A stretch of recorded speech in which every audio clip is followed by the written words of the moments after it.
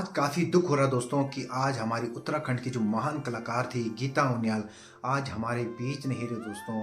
तो आज पूरे उत्तराखंड काफ़ी शोक की लहर में है दोस्तों। गीता उनियाल को 2017 में ही पता चला कि उन्हें कैंसर है, तो काफ़ी एक दुखों का पहाड़ उन पर टूटा। फिर भी इस दुखों के पहाड़ टूटने के बाद भी उन्होंने अपना काम नहीं छोड़ा और निरंतर अपने काम को करती रही दोस्तों। उसके बाद इस लड़ाई को उन्होंने कई हद तक जीत भी चुकी थी, लेकिन दोबारा कैंसर उनको फिर से हो गया और उसके बाद वो फिर हॉस्पिटल में एडमिट हो गई। तो दोस्तों जब वो हॉस्पिटल में दूसरी बार एडमिट हुई तो उन्होंने काफ़ी छोटी वीडियो बनाई जो अपनी सोशल मीडिया के दौरान अपनी जनता को बताया। तो उन वीडियो को देखकर काफ़ी मैं भी भावुक हुआ दोस्तों। तो आज मैं यही कहना चाहता हूँ कि आज गीता उनियाल हमारे बीच होती दोस्तों। मेरा मेन मुद्दा जो आज वीडियो बनाने का है मेरा ये है कि आज हमारी गीता उनियाल जो हमारे गढ़वाल की महान कलाकार थी होगी ना रहेगी, और ना ऐसी कलाकार उत्तराखंड को मिल सकती दोस्तों। क्योंकि मैं ये कहना चाहता हूँ कि आज गीता उनियाल है वो आज हमारे बीच बिल्कुल रह सकती थी दोस्तों। जिस तरह मैंने उनकी यहाँ पर जब श्रद्धांजलि चल रही थी तो वहाँ पर कई लोगों से पूछा गया तो कई लोगों ने बहुत कुछ कहा। मैं किसी का इंडिविजुअल व्यक्ति का नाम नहीं लेना चाहता, न किसी राजनेता न किसी पार्टी का नाम लेना चाहता हूँ। तो वहाँ पर कई लोगों ने कहा कि वो बहुत अच्छी थी, वो ऐसी थी, वो ऐसी थी। तो मैं ये कहना चाहता हूँ दोस्तों, तो किसी ने भी उनकी मदद के लिए कोई खड़ा नहीं हुआ। जबकि गीता उनियाल को शायद उत्तराखंड के अंदर 80% लोग जानते होंगे और जिनके साथ के जो कलाकार थे बहुत बड़े बड़े कलाकार थे। हमारे उत्तराखंड के अंदर भी बहुत ऐसे लोग हैं जो उनकी मदद कर सकते थे दोस्तों। मैं ये नहीं कह रहा दोस्तों कि बॉलीवुड और हॉलीवुड की तरह कि जैसे कि उनके पास इतना पैसा हो कि वो इस देश से दूसरे देश में अपना इलाज कर सकते थे, क्योंकि कैंसर ऐसी एक बीमारी है दोस्तों। कई लोग कैंसर की बीमारी से बिल्कुल ठीक हुए हैं और आज अपनी खुशहाल ज़िंदगी को जी रहे हैं, लेकिन गीता उनियाल के साथ ऐसा कुछ भी नहीं हुआ दोस्तों। खासकर उन्होंने जब एक बार इस कैंसर की लड़ाई को जीत चुकी थी उसके बाद वो मीडिया के सामने आई, उन्होंने बहुत कुछ कहा। उसी वीडियो देख कर काफ़ी मैं भावुक हुआ दोस्तों। उन्होंने ये तक कहा, जब उनसे ये पूछा गया कि आपको मदद के लिए कौन कौन खड़े हुए, तो उन्होंने कैमरे में कहने से बिल्कुल मना कर दिया कि मैं कह भी नहीं सकती और बोल भी नहीं सकती और क्या बताऊं। तो इससे आप अंदाज़ा लगा सकते हैं दोस्तों, कहने और करने में बहुत फ़र्क होता है दोस्तों। जिस तरह वो कहना चाहती थी कि जैसे लोग मदद के लिए, तो बोलने की क्या ज़रूरत थी। मैं ये कहना चाहता हूँ जब सबको पता था कि वो कैंसर है तो लोग कहीं मदद के लिए खड़ा हो सकते, क्योंकि वो एक गढ़वाल की महान कलाकार थी दोस्तों जिनको कि 22 साल इस इंडस्ट्री में काम करते करते हो गया था। तो शायद मैं सोचता हूँ कि उन्हीं के पीछे हमारे गढ़वाल की जो संस्कृति कल्चर, उन्हीं की हमारे इस गढ़वाल की पहचान थी दोस्तों, क्योंकि हमारे कल्चर को बिल्कुल ऊंची बुलंदियों तक उन्होंने पहुंचाया था। लेकिन ऐसा किसी भी ने नहीं सोचा और आज गीता उनियाल हम सभी लोगों को छोड़ के चले गई। तो मैं ये कहना चाहता हूँ कि गीता उनियाल शायद अगर कोई भी ऐसा शख्स अगर उनकी मदद कर देता तो शायद वो आज हमारे बीच होती। वो हंसता हुआ चेहरा, वो मुस्कुराता हुआ चेहरा, जिस तरह की वो बिल्कुल मिलनसार थी, खुश मिजाज थी। जब दूसरी बार उनको जब ये कैंसर हुआ तो उन्होंने हॉस्पिटल में एडमिट होने के बाद भी उन्होंने छोटी छोटी वीडियो के क्लिप बनाए और अपनी सोशल मीडिया के दौरान उन्होंने जनता तक पहुंचाई कि आप बिल्कुल भी चिंता ना करो, मैं बिल्कुल ठीक हूँ, आप लोगों को प्यार और दुआ इसी तरह मिलता रहे तो फिर मैं फिर से अपने काम पे मैं इसी तरह आपके सामने आ जाऊंगी। लेकिन शायद ये ऊपर वाले को मंजूर नहीं था। लेकिन जब उनकी ऐसी क्लिपें मैंने देखी तो मुझे काफ़ी रोना आया दोस्तों कि वो बेड में रो रही थी दोस्तों, बेड में रो रही थी दोस्तों। उनके जो कैंसर से बाल झड़ रहे थे, वो खुद कह रही थी कि मुझे अपने श्रृंगार से प्यार है, अपने बालों से प्यार है।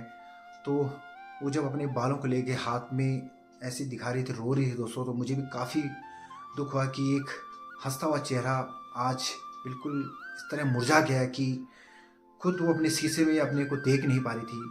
और फिर भी उसने यही कहा कि मैं जब उनके पूरी आईब्रो और सर के बाल निकलने लगे तो उन्होंने यही कहा कि अपने घर वालों से कि अब क्या किया जाए। तो उनके घर वालों ने यही कहा कि उनको उत्तराखंड के सारे लोग जानते थे लगभग, जो फिल्मों में, रील में, वीडियो में, पिक्चरों में उनको देखा है। तो वो कहते हैं कि आप एक कलाकार हो, आप जिस तरह का आप गेटअप बनाओगे उसी तरह का लोग आपको आपके लुक को पसंद करेंगे। तो दोस्तों, आपने एक चीज़ देखी होगी कि गीता उनियाल हमेशा एक परांदा बांधती थी, जिसको एक सांपा टाइप का बोलते हैं गढ़वाली में। तो सर में बांधती थी, तो शायद किसी को इसका राज नहीं पता वो क्यों बांधती थी, क्योंकि वो नकली बाल थे और उनके जो सर था पूरा बिल्कुल बाल झड़ चुके थे। तो उन्होंने परांदा बांधना शुरू कर दिया। तो बाजार अपने जो दिन, जो उनका रूटीन था, जो अपना काम करने का रूटीन था, पिक्चर शूटिंग करना, अपने घर का काम करना, अपने परिवार के साथ हंस खेलना, तो उसी तरह के रहती थी। तो किसी को भी महसूस नहीं होने दिया कि उनको इस तरह, ना किसी ने पूछा, क्योंकि जब उन्होंने मीडिया के सामने ये चीज़ उजागर की तभी हमको पता चला दोस्तों। और उनके साथ ये भी कहा गया है कि जब उनको इस कैंसर से, वो जब एक बार के कैंसर से वो बिल्कुल जंग जीत चुकी थी, उसके बाद उनको उत्तराखंड न्यूज़ वालों ने अपने स्टूडियो में बुलाया और उनसे काफ़ी बातें की। तो उन्होंने उसमें यही कहा कि उनसे यही पूछा गया कि जब आपको इस तरह की बीमारी थी तो आपके लिए कौन कौन ऐसे कोई मददगार खड़े हुए। तो उन्होंने यही कहा कि मैं कहना, अब इसके इस बारे में मैं क्या कहूँ, हाँ भी नहीं कह सकती, ना भी नहीं कह सकती। तो दोस्तों, आप इसके कहने से पता चल सकता है कि उनके साथ लोगों ने क्या मदद की। जबकि मैं ये कह सकता हूँ दोस्तों कि लोग हमारे उत्तराखंड के अंदर, मैं अपना किसी व्यक्ति, किसी पार्टी या किसी नेता का नाम मैं नहीं लेना चाहता। मैं ये कहना चाहता हूँ कि अगर गीता उनियाल के साथ अगर कोई भी व्यक्ति अगर आगे खड़ा हो जाता तो शायद आज हमारी गीता उनियाल, जो हमारी महान कलाकार थी, हमारी गढ़वाल की शान थी, तो आज हमारे बीच होती। लेकिन ऐसा कुछ भी नहीं हुआ और किसी ने भी उनके साथ बिल्कुल भी मदद करने के लिए खड़े नहीं हुए। जिसलिए कि उन्होंने हॉस्पिटल के खुद, उनकी जो वीडियो में देख रहा था, वो हॉस्पिटलों के धक्के इस तरह खा रही थी जैसे कि एक आम आदमी, हम जैसे लोग जैसे आम आदमी धक्का खाता है, उसी तरह वो हॉस्पिटल भी धक्का खा रही थी। जबकि ये नहीं होना चाहिए दोस्तों। ये सरकार को भी सोचना चाहिए कि एक हमारे गढ़वाल की एक महान कलाकार है, जो हमारी संस्कृति को ऊंची बुलंदियों तक ले जा रही है, और जो हमारी, जिनके पीछे हमारी कल्चर की पहचान है दोस्तों। मैं ये कहना चाहता हूँ, मेरे वीडियो जो मैं बना रहा हूँ, मैं इसी के लिए ये उन लोगों तक पहुंचाना चाहता हूं दोस्तों, जो लोग हमारे गढ़वाल के कलाकारों को बिल्कुल सोचते हैं कि वो नाचने गाने वाले है क्या हो। लेकिन नहीं दोस्तों, वो हमारी शान है, हमारी पहचान है, हमारे देश की, हमारे इस उत्तराखंड की पहचान है दोस्तों। उनके पीछे हमारे कल्चर की पहचान है दोस्तों। तो मैं आप सभी से विनती करता हूं कि हर कलाकार की, जो हमारे उत्तराखंड के कलाकार हैं, उनकी बिल्कुल सम्मान करे। और मैं यही कहना, सरकार से यही कहना चाहता हूँ कि जिस तरह सरकार ने श्रद्धांजलि के दौरान काफ़ी घोषणा की, जो श्रद्धांजलि के दौरान काफ़ी बड़े बड़े कलाकार वहाँ पर, जो हमारे पुराने पुराने कलाकार, जिनको एक पूरी ज़िंदगी लाइफ वहाँ पर गुजर गई, तो वो कलाकार भी वहाँ पर आ रखे थे। तो काफ़ी, जब श्रद्धांजलि पहली बार मैंने ऐसा सीन देखा कि काफ़ी लोगों की आंखों में आंसू थे दोस्तों। तो आंसू ऐसे नहीं आते दोस्तों, जब अंदर से दर्द होता है, पीड़ा होती है, तभी आंसू खुद ब खुद निकल जाते हैं।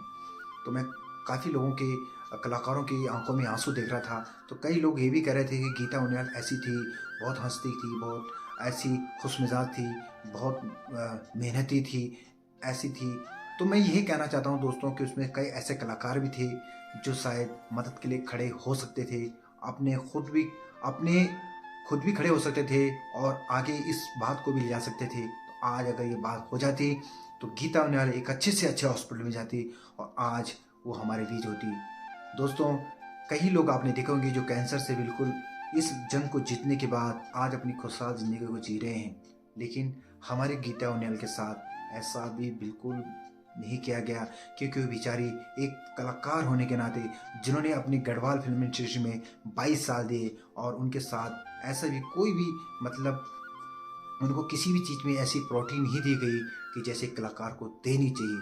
जैसे कि आम कलाकार जो बॉलीवुड हॉलीवुड के कलाकार हैं, उनको किस तरह का सम्मान मिलता है मैं जानता हूँ दोस्तों। शायद आप भी जानते हो कि हमारी जो गढ़वाल इंडस्ट्री है, फिल्म इंडस्ट्री है, काफ़ी ऐसी पॉपुलरिटी नहीं है कि जिनके पास इतना पैसा हो जो अपना इलाज इस देश से दूसरे देश में कर सके। तो मैं यही कहना चाहता हूँ कि हमारी संस्कृति को बरकरार रखने के लिए हम लोगों का, सभी का एक साथ होना बहुत ज़रूरी है।